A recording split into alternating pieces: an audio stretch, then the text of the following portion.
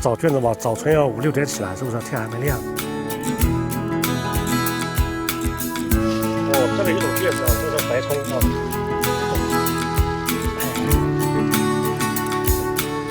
一年要找那个差不多4、5万吧，找上那个3个月吧，差不多5点要起来，就可以找卷子了啊。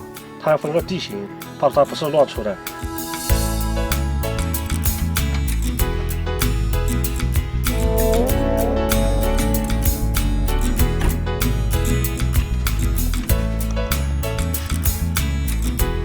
现在开要去南华卷就是3点半去了啊。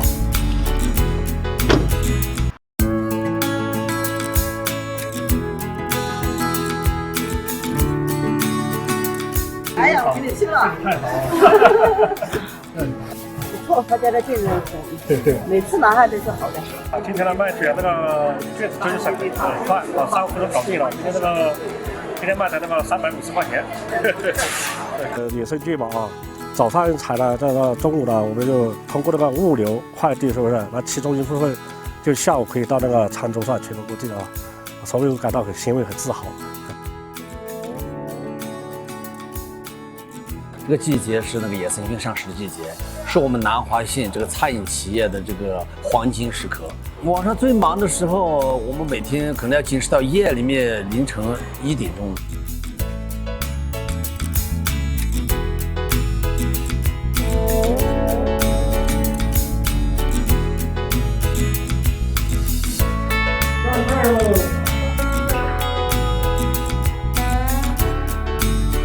我们主要做成一些冻干的，主要是还是在那个江苏、广州、上海还有那个浙江这块比较多一些。